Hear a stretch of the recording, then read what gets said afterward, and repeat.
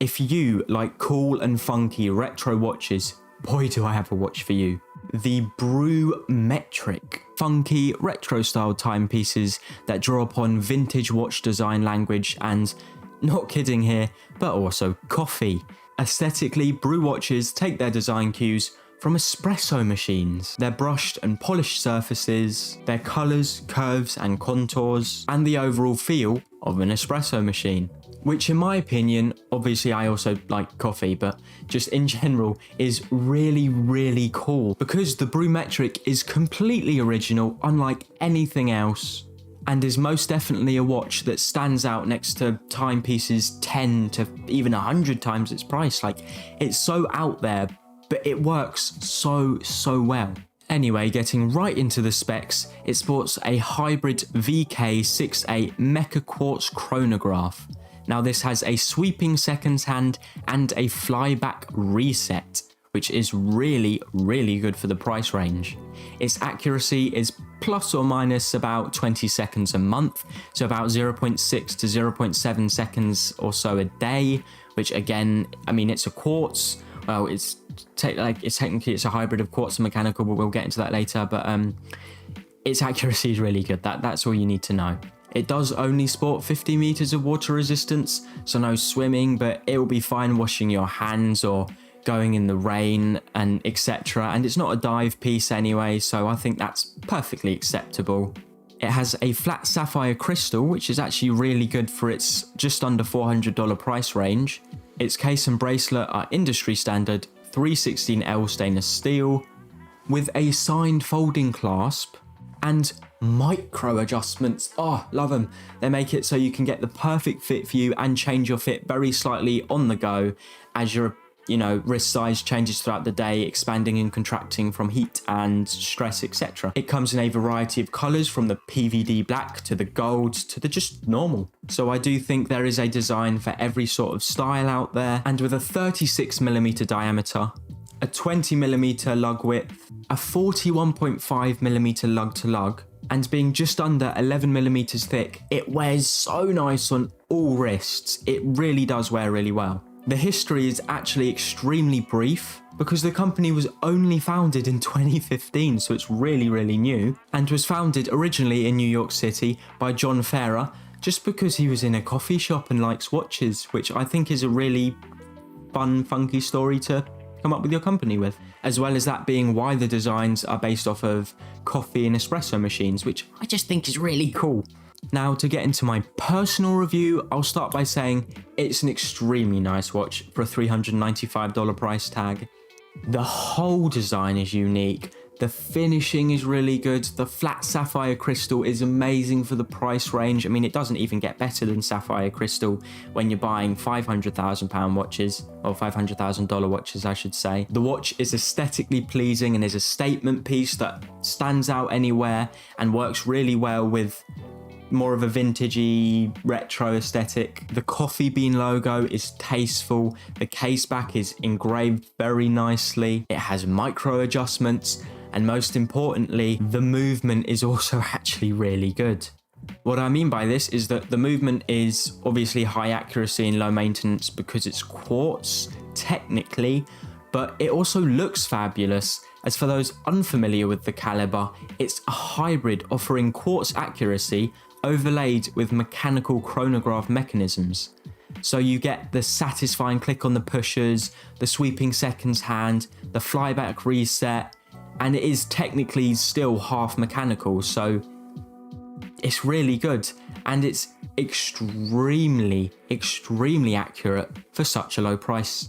Overall, I'd say it's one of the coolest watches under $400, and if you like coffee, retro designs, watches that are cool and unique, I don't see how you can go wrong with this timepiece because it's well made, completely unique.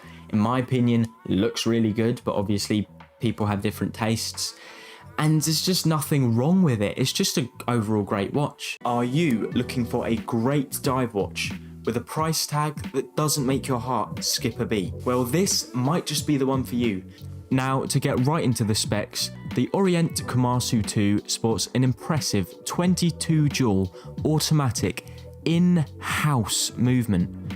This movement is called the caliber F6922 or F6922, and it needs a service every 7 years. The accuracy is -15 to +25 seconds a day, which is very good for the price range, and it has a 40-hour power reserve, meaning once fully wound, it maintains its timekeeping for 40 hours without needing to be touched, wound, or anything. It sports an impressive 200 meters of water resistance with a screw-down crown, so it is safe to both fully submerge and dive with it. It also has a scratch-resistant flat sapphire crystal, which makes it nigh indestructible, as well as the case and stock oyster bracelet, being the industry standard 316L stainless steel.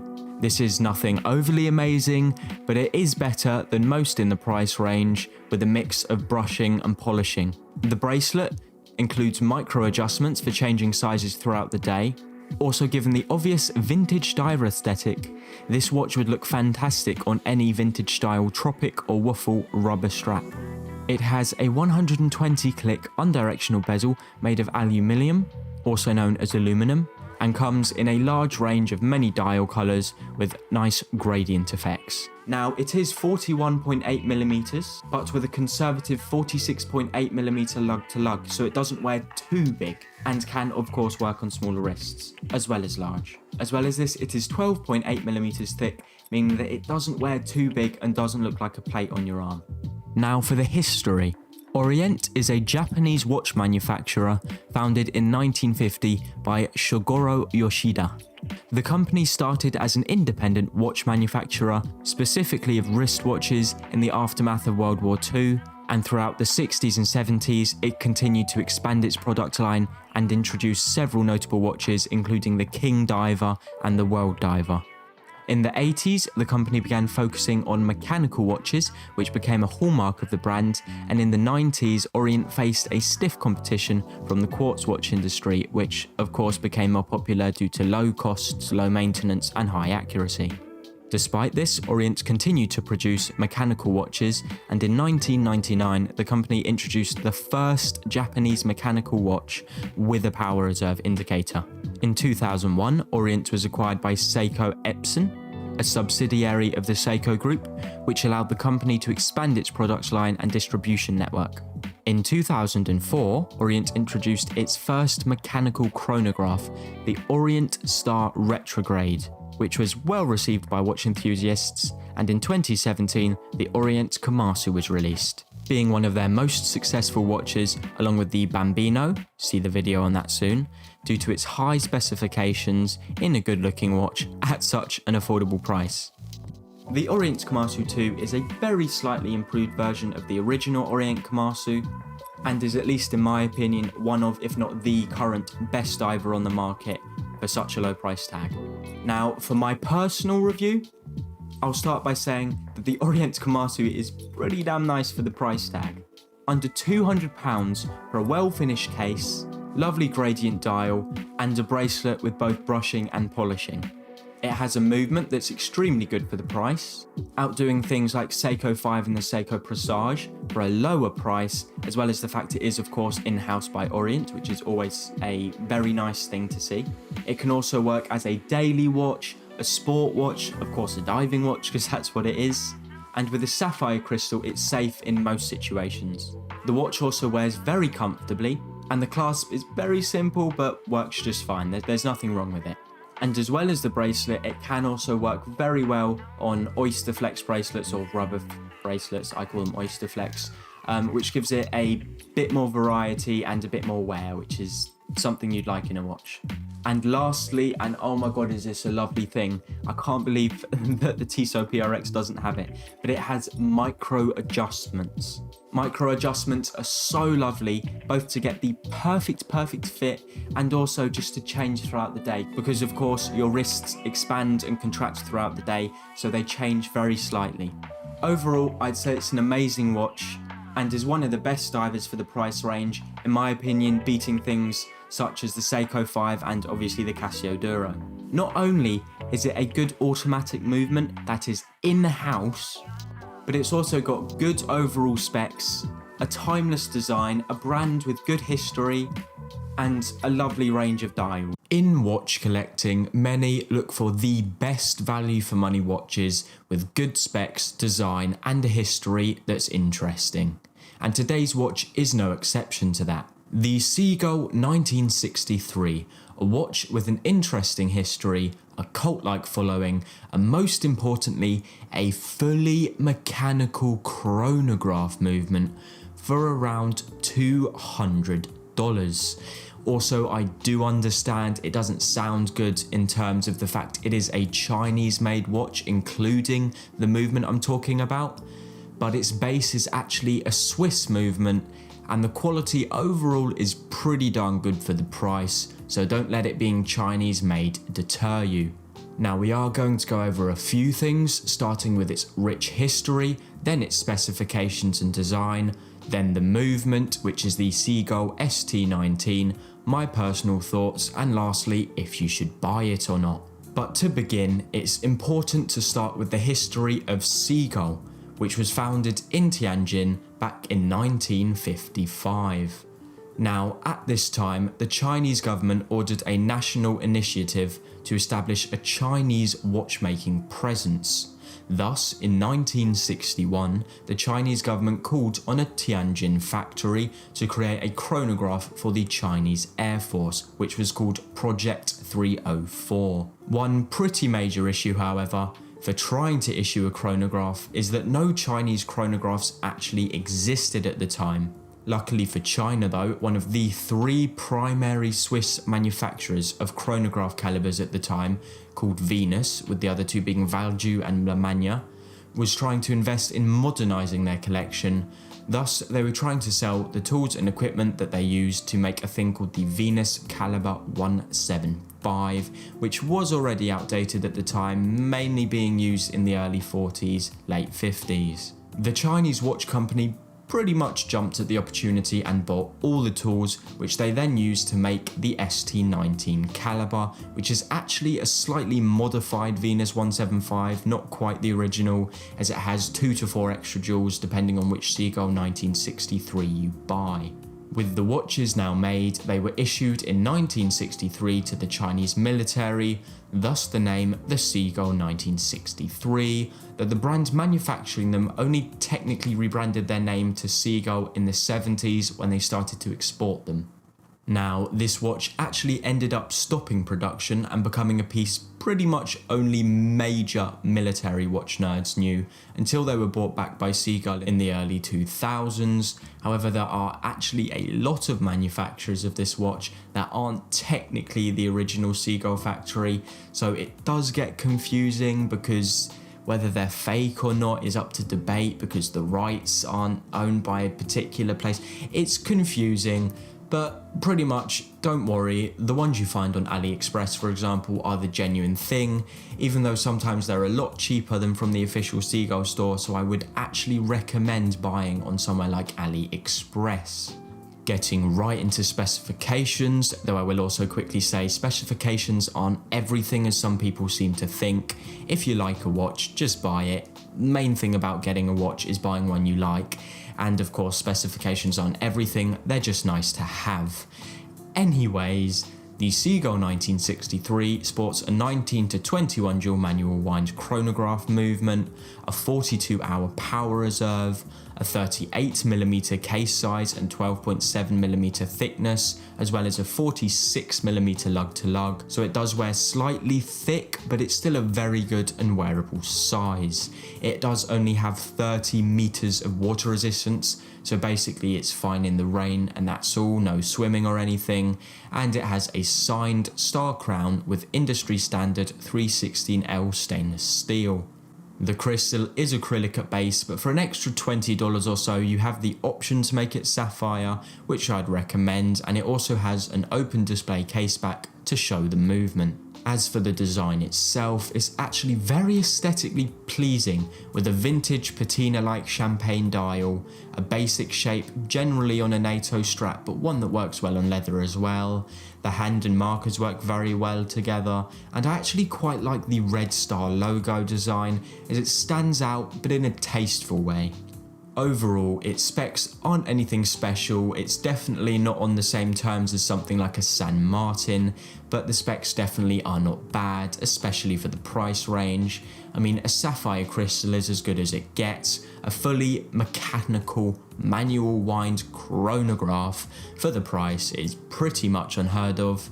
As well as a great design and being a watch with an interesting and long history, I don't see it as too bad. Moving on to the big part, the main appeal of the watch, the movement. Now, for $150 to $200, a manual wind, fully mechanical chronograph sounds pretty much too good to be true. So you'd probably expect the movement to be pretty bad, right? Well, yes and no. See, the ST19 is actually a genuinely pretty good movement. It promises 42 hours of power reserve, though I've seen reports as low as 40 and as high as 51. It's 21,600 beats per hour, which is pretty good. It sports an average of about 8 to 12 seconds a day from the 12 that I've heard of, so a relatively large pool of data, which is about equal and also sometimes even beats out the accuracy of movements like the 4R35 in $450 to $800 Seikos that isn't even a chronograph, so it's pretty good in terms of delivery. However, I will say the finishing on the movement is pretty terrible when you're looking up close. I'm talking like magnifying glass, not holding it close to your eyes, because with the naked eye, the movement is pretty gorgeous for the money. Overall though, if you're a watch geek, the finishing wouldn't be too much to excite you, and the quality isn't very good, but for $150 to $200, it's more than okay for a chronograph, and if you don't magnify or touch the watch with your grubby fingers, you won't be able to tell the low quality anyways. It's a good looking movement that's reliable and relatively accurate, so you can't hate on it too much. Overall, for me personally, I'm a big watch nerd that's looked into budget watches just as much as luxury ones, and I can say from the elegant vintage design cues to the interesting history and the great value movement, as well as the price tag of the watch itself being so low, it's a lovely watch for the price. I'd personally also recommend sticking with its dark green NATO strap as it works very well, but leather would probably look quite good as well. I will also quickly say you can get lucky and get vintage chronographs with much higher finishing and quality and real patina for the price range if you look hard enough, but they are hard to come across and will most likely be in bad condition, needing a service that would cost triple the watch in the first place just to get it up and running. So all in all, the Seagull 1963 is probably a better bet. I'd say personally it's the nicest mechanical chronograph for anywhere near this price range, because generally the lower end you're going to be finding a mechanical chronograph is about $1,000, not $200. So should you buy it? Yeah, I'd say if it's your thing, go for it. It's a great watch, and at the end of the day, most important thing is to buy the watch you like. So if you like it, just go ahead and get it. It's very good value. Anyways, thanks very much for watching to the end. Hit the like and sub button because why the bloody hell not? And much love. See you again soon.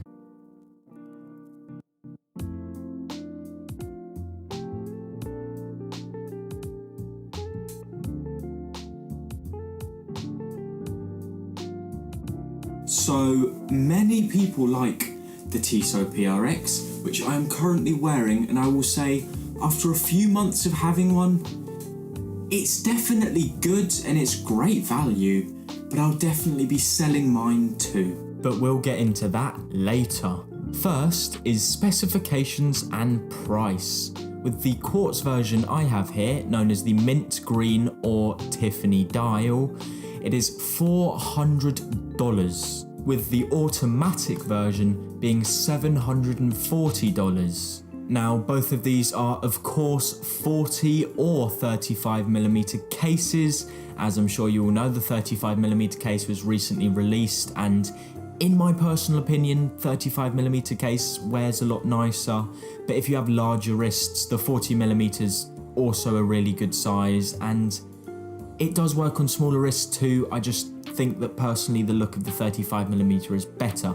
They are, of course, 316L stainless steel, as well as their bracelets, which, by the way, have some of the best finishing in the price range and are integrated. They, of course, have a scratch-resistant sapphire crystal, which you'd expect at this price range and anything above that, as it doesn't get any better, and superluminova on the dial, indexes, and of course hands. As well as this, it has 100 meters of water resistance, so it's pretty safe to swim in but not dive. So all in all, it's got pretty good specifications, right? So why do I personally want to sell mine?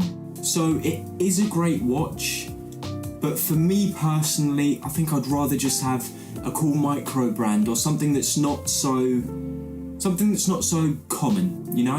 Not that it being common is a bad thing, because obviously that means it's both affordable and a good watch, because lots of people have it. Or either that or it has great marketing and is a rubbish watch like Fossil and Diesel and I don't know what else, Daniel Wellington, all of that rubbish. But it's just not for me, really. I'm more of a classic, vintagey, dressy watch kind of guy. I do like some watches that are more sporty, but like what I consider sporty is the Rolex Explorer 1, for example. I wouldn't wear a Rolex GMT because it's too sporty for me. But as I've said, that's just me personally. I think that if you want to get this watch, it is a great option. And you know, when I was looking into this, I was thinking, oh, should I get it? Should I not? I watched 100 million videos. Just get it. If you like the look of it, just get it. That's all I'm going to say. I'd recommend 35mm, as I've said before. But it is a really good watch. I would recommend it. A little fun fact about the PRX is that it's actually based off the Tissot C-Star from 1970, and it was recalled the PRX for P, standing for precise, as it's a quartz, or originally was, R for robust, because it's sapphire, it's 316L stainless steel, it's a very robust watch that can be thrown around, and X, which is standing for the Roman numeral of 10, for its 10 bar or 100 meter water resistance. So PRX is precise, robust, X, which is 10, as I just said, Roman numeral, 100 meters water resistance, which I think is actually just a cool little funky thing to know. I will also say, even though this dial is fun, I would definitely probably say, if you're going for the automatic version, all of those are good, right? Especially the gold one. I think the gold waffle dial is really nice with the gold bracelet, but at least for the quartz, I wouldn't recommend going with this because it just doesn't suit that many things. It's not very versatile. It's a very singular, summery watch. But again, if you love it that much, go for it. The Orient Bambino is a dress watch with an extremely affordable price tag. But is it any good? Well, we're going to get right into that, but first I just have to mention there are so many different variations. For example, the generations have slightly different movements, and then there's versions, I think 5 in each generation, of which point to different dials and hands and markers and such. So there's just a lot of different ones to go through. So we're going to be talking about the specific one in the thumbnail called the RAACO MO1S. This has the caliber F6724 movement and is available in 38.4mm, though the Orient Bambino comes anywhere from 36 to 42mm. Anyways, to get right into the specs, this Orient Bambino sports an impressive 22 jewel automatic in-house movement called the caliber F6724. This movement needs a service every 7 years and is relatively accurate with -15 to +25 seconds a day. It sports a 40-hour power reserve, meaning once fully wound, it maintains for 40 hours without needing to use, touch it, go near it, or anything like that. And as a dress watch on a leather strap, it only has a 3-bar water resistance. So it can survive a splash, but not much more, but as it's a dress watch, you don't generally need much water resistance. It has a curved mineral crystal, which can scratch easily, but can also buff off very easily. And its case is made of industry standard 316L stainless steel. The strap it comes with is genuine leather, although it can be squeaky at times, though I would generally recommend keeping it on the original strap or at least another leather one, as it doesn't quite suit rubber straps, bracelets, NATO straps, or mesh straps. As previously stated, it has an insane variety of dial colours, case colours, hand and marker variations, etc. So there are many to choose the perfect one just for you. As well as this, the particular one we're talking about, the RAACO M01S, also sports an open case back and is 38.4mm, though it doesn't wear too big. Now for the history. Orient is a Japanese watch manufacturer founded in 1950 by Shogoro Yoshida. The company started as an independent watch manufacturer, specifically of wristwatches in the aftermath of World War II, and throughout the 60s and 70s it continued to expand its product line and introduce several notable watches including the King Diver and the World Diver. In the 80s, the company began focusing on mechanical watches, which became a hallmark of the brand, and in the 90s, Orient faced a stiff competition from the quartz watch industry, which of course became more popular due to low costs, low maintenance, and high accuracy. Despite this, Orient continued to produce mechanical watches, and in 1999, the company introduced the first Japanese mechanical watch with a power reserve indicator. In 2001, Orient was acquired by Seiko Epson, a subsidiary of the Seiko Group, which allowed the company to expand its product line and distribution network. In 2004, Orient introduced its first mechanical chronograph, the Orient Star Retrograde, which was well received by watch enthusiasts, and the Orient Bambino was released in 2012 and remains one of their most popular watches. Now, to get into my personal review, I would say the Orient Bambino is very good for its price tag. Under £200 for a watch with alright finishing, nothing special but good enough, a pretty good strap for the price, but most importantly, a very good look with amazing variety. The movement is extremely good for its price tag, outdoing things like the Seiko 5 and Seiko Presage. Now, it does only work as a dress watch, and doesn't suit the sporty or casual style. However, it does perfectly well in the dress category, which is why you'd get it in the first place. The watch wears very comfortably and cozy, and the leather straps are generally of good quality, and of course the crystal is mineral, which isn't desired. You'd preferably go for sapphire, but in the price tag, again, it's passable. Overall, it's a good dress watch for the price range, though I wouldn't say it's quite at the level of the Orient Kamasu 2, which is its brother. Though that is a diver, and for being a dress watch, of course, the Orient Bambino doesn't quite need as high specs as that, because you're not going to wear it out for sporty things, you're not going to dive with it, so generally it just needs to look good. On the bright side, however, it has the same movement as the Kamasu 2 in terms of timekeeping, and not only is an automatic for the low price, but it's got plenty of combinations for you to pick your perfect dress watch that suits just you. As well as this, it's from a reputable brand with good quality control, so unlike some micro brands, it's a good choice because you know it's going to be well finished and it's going to be overall good. If you want a pretty damn amazing watch for only $600 with the design, feel and finishing of watches 5 times the price, then have a look at this absolute beauty. Before we get into it though, I will quickly say this can also be an almost $1,000 watch. What I mean by that is that you have the option to upgrade the movement when ordering, which in my opinion gives it a lot more value, but we'll get into that in a second.